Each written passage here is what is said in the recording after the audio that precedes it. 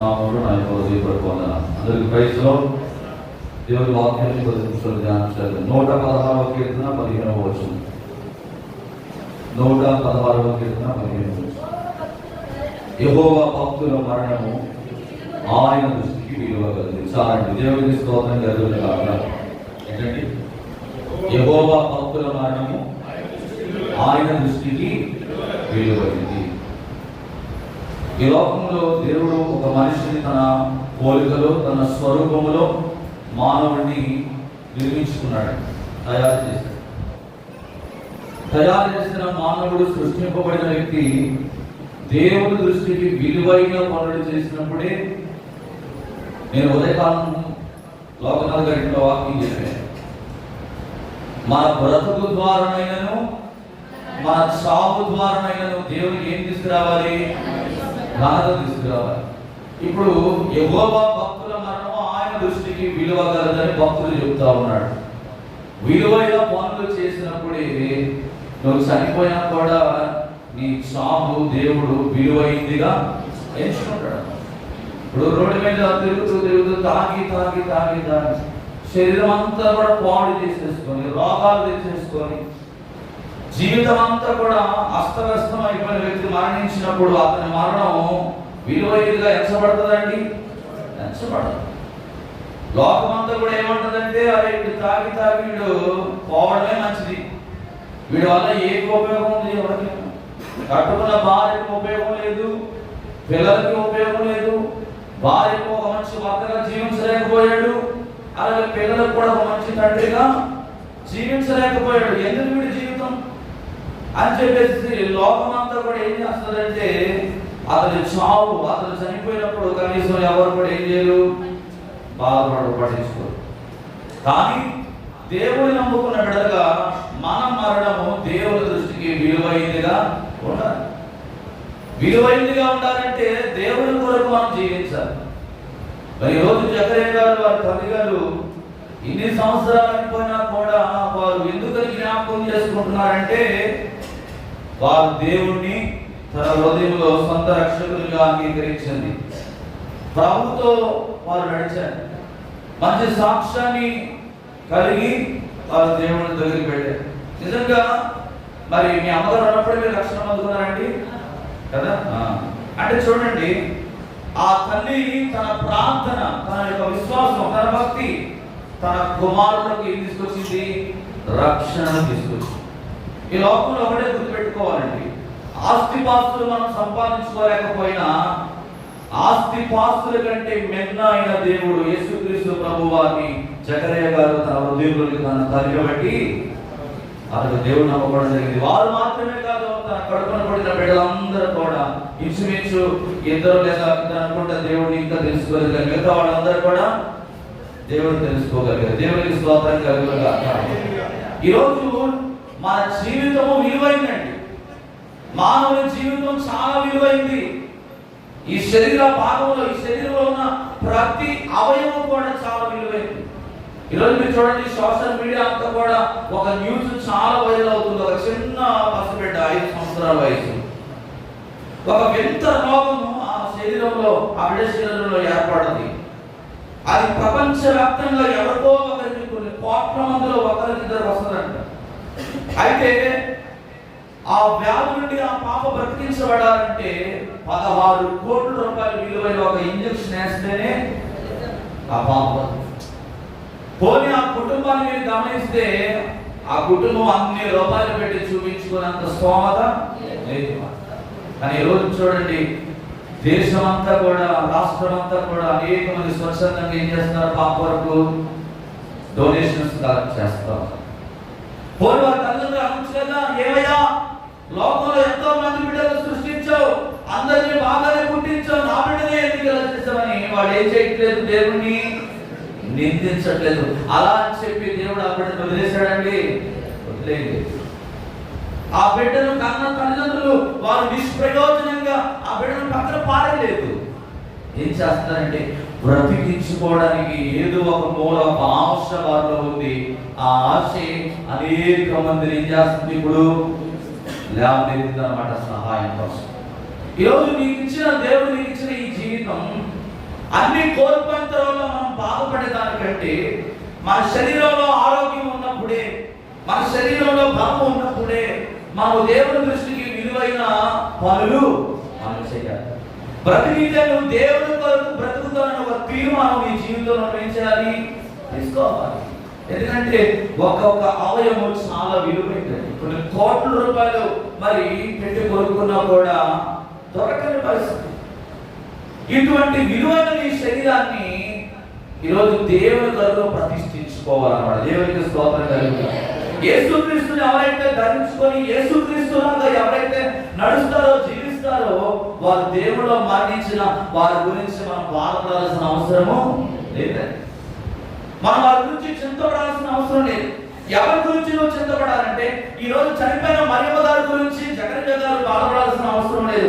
ఎందుకంటే వారు నిశ్చింతగా దేవుని రాజ్యంలో విశ్రాంతి తీసుకున్నారు.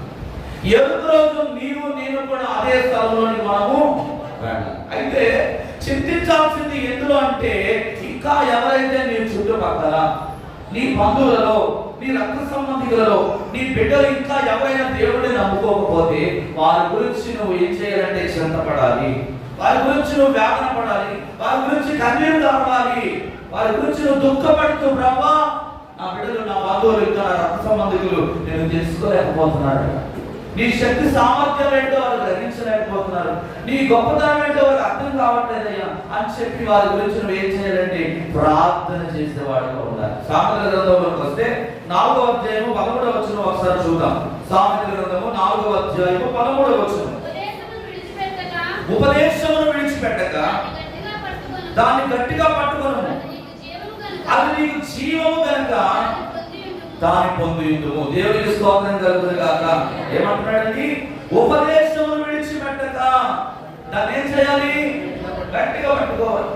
వాక్యాన్ని పట్టుకోవాలి. వాక్యమే నేను బ్రతికిస్తుంది. దేవునికి స్తోత్రం కలుగును గాక.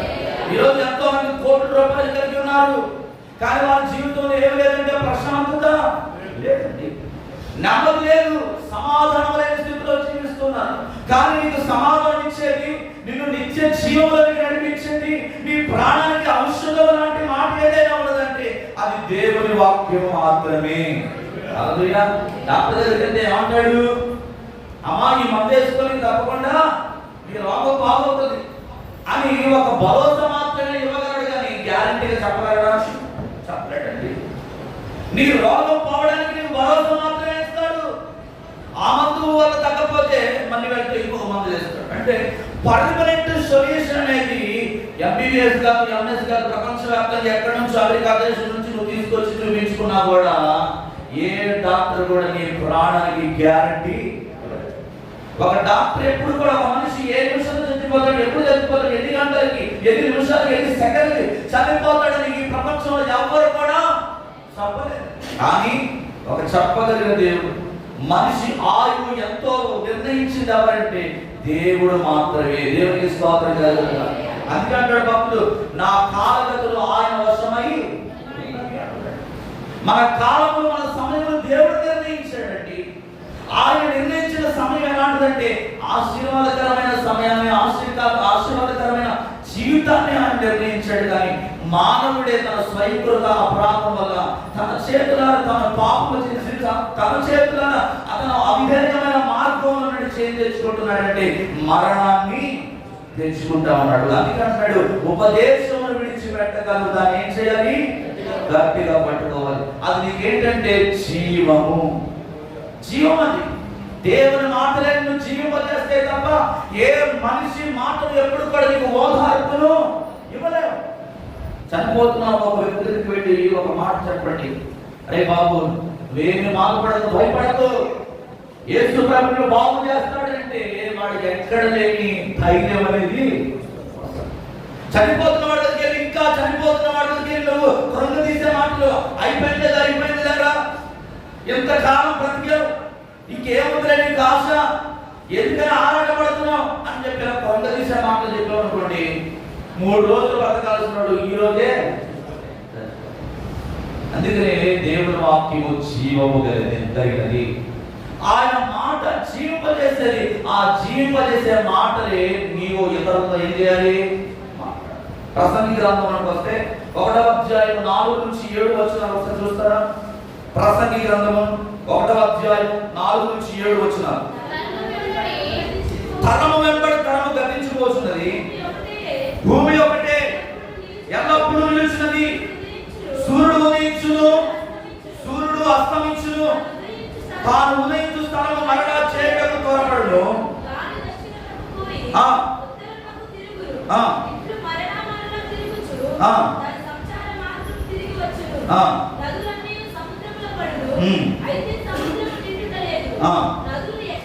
నదులు ఎక్కడి నుండి పారి వచ్చునో అక్కడికే అవి ఎప్పుడు దేవునికి స్తోత్రం కలుగును గాక. ఏమంటాడండి? తరము వెంబడి తరము గతించిపోతున్నది. ఏ మనిషి కూడా ఎల్లకాలం ఎవరు కూడా, దేవుడు ఒక మనిషిని 1000 సంవత్సరాలు బ్రతకాలనే ఒక ఉద్దేశంతో మనిషి ఎప్పుడు కూడా చిరస్థాయిగా ఆరోగ్యవంతుడుగా మంచి ఫలాలను పొందుకుంటూ దేవునికి మహిమకరమైన జీవితాన్ని జీవించాలని దేవుడు కోరుకు ఇష్టపడి మనిషిని పుట్టిస్తే మనిషి ఏం చేశాడండి? తన యొక్క అవిధేయతను బట్టి, తాను చేసిన పాపమును బట్టి మనిషి ఆయుష్యమైపోయినది తగ్గిపోతూ వస్తుంది. అందుకే తరము వెంబడి తరము గతించుకో. భూమి ఒకటే ఎల్లప్పుడూ నిలిచినది. సూర్యుడంట ఎలాగైతే తూర్పున ఉదయించి పడమట అస్తమిస్తాడన్నది ఎంత నిజమో, ఈరోజు మనిషి జీవితం ఏమైపోయినది? తరము వెంబడి తరము గతించుకో. కాలికి ఎగురు పొట్టు వలె మనిషి జీవితం మారిపోయింది. ఎన్నో నదులు వచ్చి ఎక్కడ కలుస్తున్నాయి, కానీ సముద్రము ఏమైపోయింది? నిండుతుందా? మీ తాత ముత్తాత నుంచి ఎన్నో కొన్ని వేల వందల సంవత్సరాల నుంచి మనం సముద్రం చూస్తున్నాం. అది ఒక నిండిపోయి పొంగి పొర్లితే నదులు పొంగి పొర్లినట్టు మనం ఉండగలుగుతామా? ఉండలేము. మనం ఎవ్వరం కూడా జీవించాలి. సముద్రం దగ్గరే మనం అందరం కూడా నివాసం చేస్తాం. దేవుడు చూడండి, ఆయన సృష్టి అంత గొప్పదో. సముద్రానికి ఆయన ఏం చేసినట్టు ఎల్లలు ఆయన ఎల్లలు వేసాడు కనుక ఈరోజు మనం నిశ్చింతగా బ్రతకగలుగుతున్నాం. దేవుడికి స్తోత్రం కలుగుతున్నాం. నదులు ఎక్కడ నుండి పారి వచ్చునో అక్కడికి అవి ఎప్పుడునూ మారిపోతున్నాడు. ప్రియమైన తరము వెంబడి తరము గతించిపోయే మానవ జీవితాన్ని నువ్వేం చేయాలంటే దేవుడిని నీ హృదయంలో కలిగి జీవించాలి. దేవుడిని హృదయంలో ఆహ్వానించాలి. యేసుక్రీస్తు ప్రభువారితో నువ్వు ఎప్పుడైతే సహవాసం చేస్తావో నీ మరణము విలువైందిగా మార్చబడతది. ఈ సృష్టి తన పని తాను చేసుకుంటూ పోతాం. సృష్టి దేవుని మాటలో పడుతూ ఉంది, కానీ మనిషి మాత్రం ఏం చేస్తున్నాడంటే దేవుని మాటను ధిక్కరిస్తూ ఉన్నాడు. ఈరోజు చాలా మంది జీవితంలో ఏముందంటే కన్నీరండి. చాలా మంది ప్రతిరోజు ఏదో ఒక కారణం చేత ఏడుస్తూ ఉన్నారు. కొంతమంది ఏడుస్తారు. ఇదే కోసం ఏడుస్తారంటే ఉద్యోగం రావట్లేదు. మరి కొంతమంది ఎందుకు ఏడుస్తారంటే ఉద్యోగం వచ్చినా కూడా ఆఫీసులో తన బాస్ ఇబ్బంది పెట్టి ఆ ఇబ్బందులు బట్టి ఏడుస్తాం. కొంతమంది ఏడుస్తాం. ఎందుకు ఏడుస్తున్నారంటే పిల్లలు పుట్టట్లేదని ఏడుస్తే మరి చాలా మంది ఉన్నారు. మరి కొంతమంది ఉన్నారు పిల్లలు పుడితే పిల్లలు బట్టి ఏడ్చేవాళ్ళు కొంతమంది ఉన్నారు. మరి కొంతమంది ఉన్నారు తల్లిదండ్రులను బట్టి పిల్లలు ఏడ్చేవారు కొంతమంది ఉన్నారు. ఇలా ప్రతిరోజు మనిషి ఏడుస్తున్నాడు, కానీ దేవుడు ఎప్పుడు కూడా మనిషి ఏడవాలని కోరుకునే మనిషి ఎప్పుడు కూడా సంతోషంగా ఉండాలి, ఆనందంతో ఉండాలి, చక్కని జీవితం జీవించాలని దేవుడు ఆశపడుతూ ఉంటాడు. కానీ మనిషి ఏం చేస్తున్నాడంటే తన స్వలాభాక్ష కోసం, తన చిత్తాన్ని నెరవేర్చు, తన ఆశలు, తన కోరికలు నెరవేర్చుకోవడం కోసం మనిషి ఏం చేస్తున్నాడంటే వ్యర్థమైన దాన్ని ప్రేమించుకుంటూ ముందుకు వెళ్తూ ఉంటాడు. సృష్టి అంతా కూడా దేవుని మాటకు లోపడుతుందండి. ఈరోజు నీవు నేను కూడా నీ జీవితము విలువైనదిగా మార్చబడాలంటే ఆ విలువైన దేవుని వాక్యము పట్టుకొని ముందుకు వెళ్తూ ఉండాలి. అపోస్తలుల కార్యము 13వ అధ్యాయం 36-37 వచనం చదివితే, అపోస్తలుల కార్యము 13వ అధ్యాయం 36-37 ఒకసారి చూద్దామండి. అపోస్తలుల కార్యము తన తరము వారికి సేవ చేసి నిద్రించి తన పితరుల యొద్దకు చేర్చబడి దేవుడు లేపిన వాడు దేవునికి స్తోత్రం కలుగును గాక. దావీదు ఏంటండి, దేవుని యొక్క సంకల్పం ఏం చేశాడు, తన తరము వారికి సేవ చేసి దేవుని యొక్క ప్రణాళిక ఏదైతే దావీదు పట్టుందో అది 100% ఏం చేశాడు, నెరవేర్చాడండి. ఒక బత్షెబా విషయంలో తప్ప దావీదు ఎక్కడ కూడా దేవునికి అవిధేయుడుగా, ఒక దేవుని చేత హృదయానుసారుడు అని అనిపించుకోవడం అంటే ఎంత గొప్ప సాక్ష్యం, ఎంత గొప్ప విషయం అది. ఒక గొర్రెనట్టు దొడ్డిలో ఉన్న దావీదును తీసుకొచ్చి దేవుడు ఏం చేశాడంటే సింహాసనం మీద ఎక్కించాడు. ఈరోజు దావీదు అందరి జీవితానికి ఒక మాదిరి. అతడు సేవ చేశాడు, తాను జీవించినంత కాలము దేవుణ్ణి కలిగి జీవించాడు. దేవునికి స్తోత్రం కలుగుగాక. రాజు అయినా కూడా నేను రాజు కదా అని చెప్పేసి ఏ రోజు కూడా ప్రార్థన చేయకుండా శుభ్రంగా తిని తాగి ఆయన పడుకోలే. ప్రతిరోజు ఆయన అంటున్నాడు, వేకువజామునే లేచి ప్రార్థన చేసిన మంచం మీద ఉండగానే దేవుడు వెలుగుతున్నప్పుడు ఆయన రాస్తున్న సందర్భం, ఆయన చెబుతున్న మాటలు ఏంటంటే, ప్రభు నరుడు నాకు దొరికినట్టుగా నీ సన్నిధి నాకు. దేవుని ప్రేమించే వారి జీవితాలు ఎలా ఉంటాయంటే ఎప్పుడు కూడా దేవుడితోనే సంబంధం కలిగి నడుస్తారు. దేవుడితోనే వారి జీవితాన్ని కొనసాగిస్తారు. ఇంకే ఆలోచన వారికి ఎప్పుడు కూడా రానే రాదు. దావీదు తన తరము వారికి మాదిరి కర్మగా నిలబడతా ఉన్నాడు. సేవ చేసి అతడు దేవుని రాజ్యానికి చేరుకుని ఉన్నాడు. ఆయన బట్టి ఏం చెప్తున్నాడంటే, తన పితరులకు చేర్చబడి కుళ్ళిపోయాడు కానీ దేవుడు లేపిన వాడు కుళ్ళు. శరీరం కుళ్ళిపోతే కానీ ఆత్మ ఎన్నడు కూడా కుళ్ళిపోతాడు. దేవునికి స్తోత్రం. మరణం అనేది ఎడబాటు లాంటిది. మరణం అనేది ఒక భక్తుడు దాటిపోకుండా. దేవునికి స్తోత్రం కలుగుతాడు. నీ శరీరంలో నుండి ఆత్మ వేరవడం. ఈ యొక్క ఆత్మకి ఏం లేదంటే మరణం అనేదే లేదు. ఆ నిత్య రాజ్యంలో యుగ యుగాలు జీవించబడాలంటే నీ సాక్ష్యము విలువైందిగా ఉండాలి. నీ జీవితం విలువైందిగా నువ్వు మార్చుకున్నప్పుడే నీ యొక్క మరి ప్రభు ఇచ్చిన ప్రాణాన్ని దేవుని కొరకు నువ్వు ఎప్పుడైతే వాడబడతావో నువ్వు మరణించినా కూడా నీ యొక్క మరణము ద్వారా అనేక మంది దేవుడిని మహిమ పరచబడగలరు. దేవుడి స్తోత్రం కలుగుతారు. చివరిగా 16వ కీర్తన 10-11 వచనం చదివితే 16వ కీర్తన 10-11 వచనం ఒకసారి చూద్దాం. 16వ కీర్తన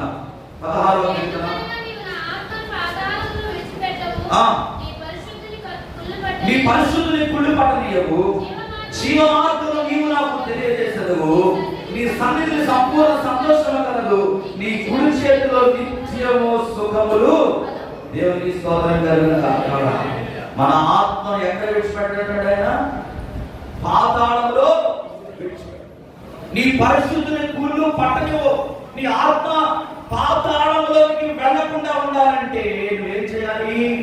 మారు మనసు పొంది నీ పాపములన్నిటిని కూడా విడిచిపెట్టి నీవు దేవుడిని అంగీకరించినప్పుడే నీ ఆత్మ ఎక్కడ విడిచిపెట్టబడదు? పాతాళంలో. రెండే రెండు మార్గాలు, ఒకటి పరలోకం, ఒకటి నరకం. ఏ మార్గంలో వెళ్ళాలో దేవుడు నీ ముందే పెట్టడం ఆప్షన్ అన్నమాట. దేవుడికి స్తోత్రం.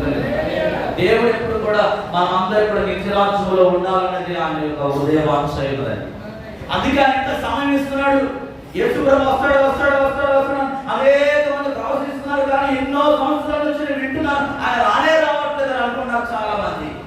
ఇంకొంతమంది అనుకుంటున్నారు వీడు ఎన్నో పాపాలు చేసాడు, నేను చచ్చిపోయాడు రా అని మరికొంతమంది అనుకుంటున్నారు. నేను బ్రతికున్నానంటే నేను చాలా గొప్పవాడిని, నేను చాలా గొప్పవాడిని అనుకున్నారు చాలా మంది. కాదండి. ఎందుకు ఆయన ఇంకా రాలేకపోతున్నాడు, ఎందుకు ఇంకా ఆలస్యం చేస్తున్నాడంటే ప్రతి ఒక్కరు కూడా రక్షింపబడాలన్నది దేవుని యొక్క చిత్తమైనది. ఏ ఒక్క ఆత్మ కూడా పాతాళంలోకి వెళ్ళకూడదు.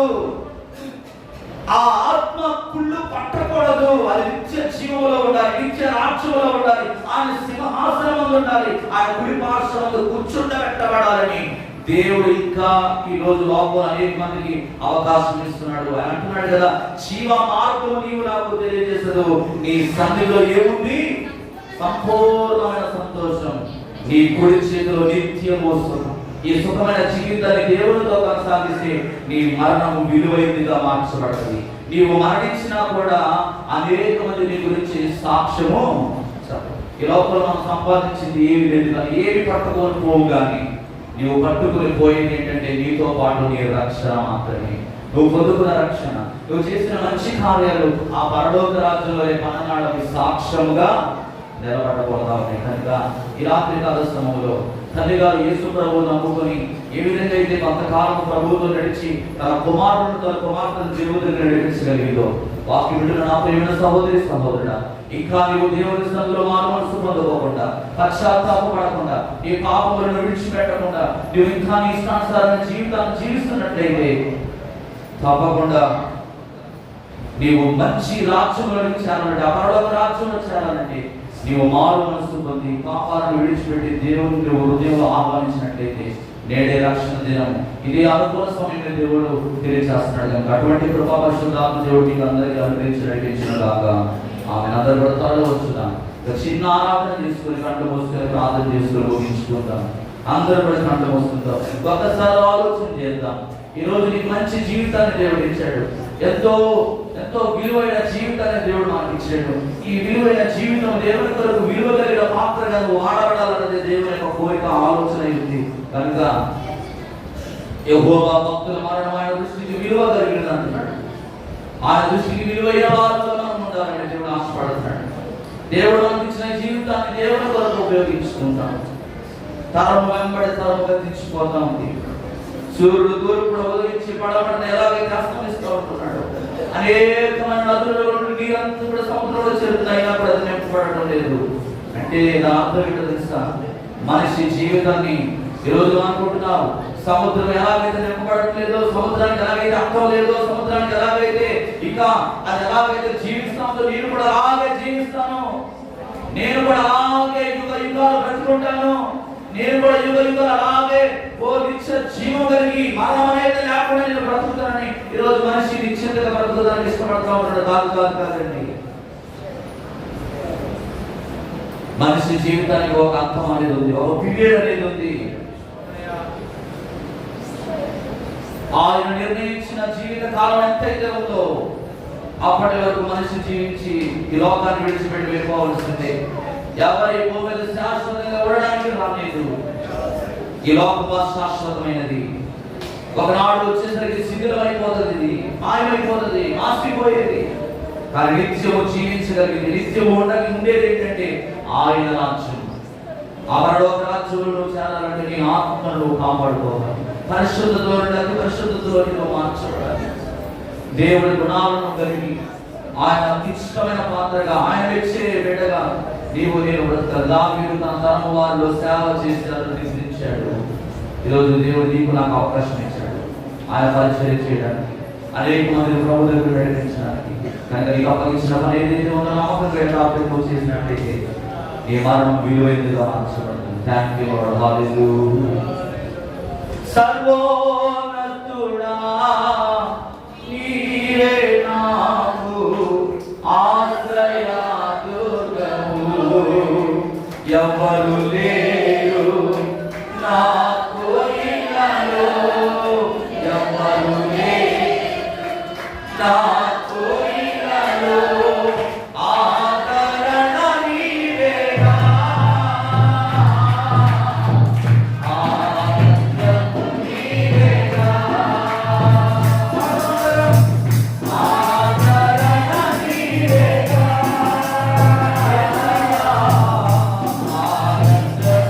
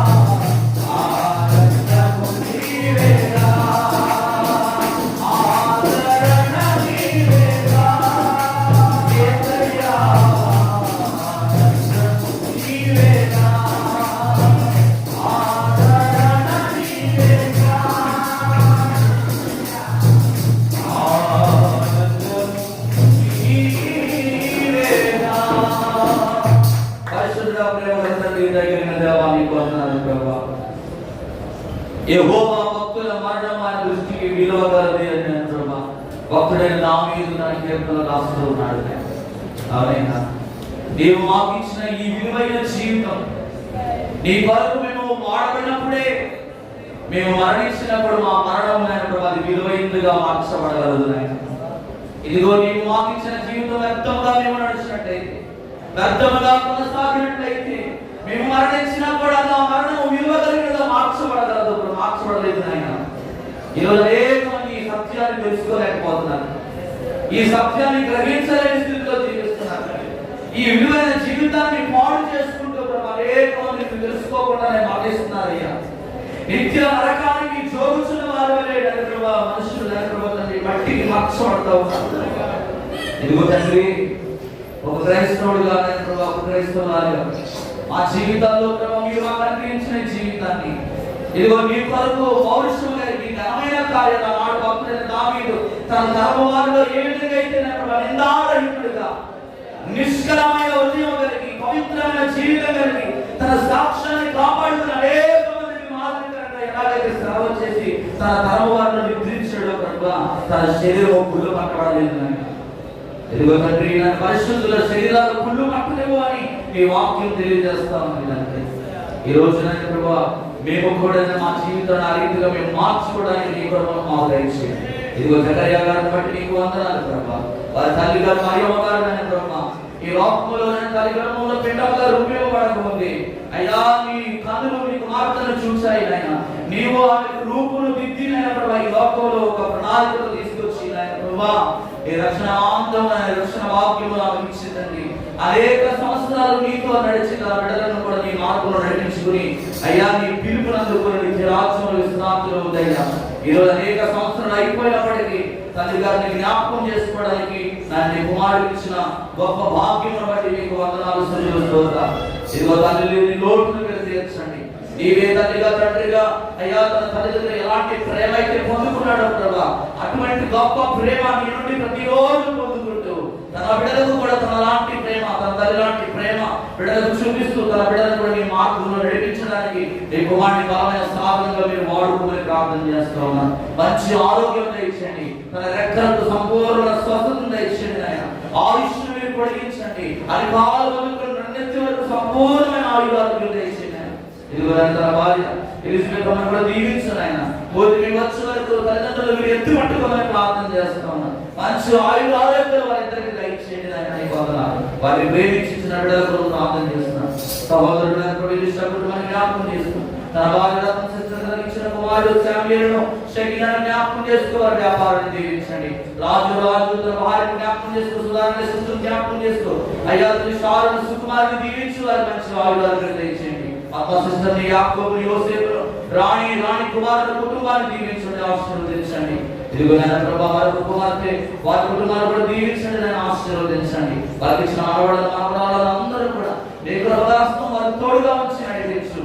ఈ రాత్రి ఎంతమంది ఇక్కడికి వచ్చారు ప్రార్థన ఏకీవిస్తున్నారు, ప్రతి ఒక్కరి కుటుంబాన్ని మీ చేతులుగా అప్పగిస్తూ ఇంకా ఎవరినైనా ప్రభుత్వాన్ని అయ్యా వారి కుటుంబాల రక్షణ లేకుండా ఎవరైతే జీవిస్తున్నారు అటువంటి వారందరికీ నేను రక్షణ వాక్యం అనుగ్రహించండి. ఇదిగో నేను త్వరగా రాబోతున్నాను ప్రభా. ఇదిగో అనేక మంది భక్తులు ప్రవచిస్తుంటారు కదా ప్రభా, లేఖనాలు ప్రభుత్వండి అయ్యా చాలా ప్రభుత్వం స్పష్టంగా తెలియజేస్తుండగా ప్రతి ఒక్కరు కూడా మారుస్తుంది పశ్చాత్తాపడి క్రీస్తు నిజమైన రక్షకుడిగా వారి హృదయాలు అంగీకరించినట్టు అయ్యా మీరు ద్వారాలు తెరవమని ప్రార్థన చేస్తా ఉన్నా.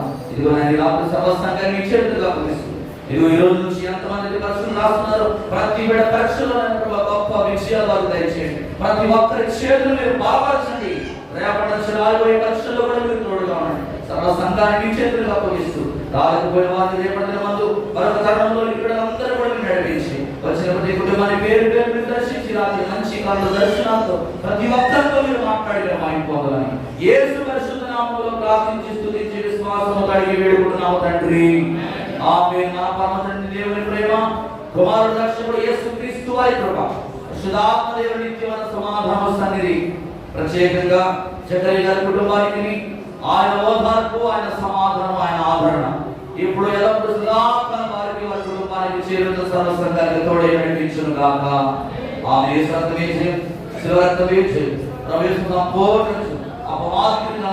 యేసు నామానికి జయము కలుగును గాక. అందరికీ వందనాలండి. అందరికీ ప్రైజ్.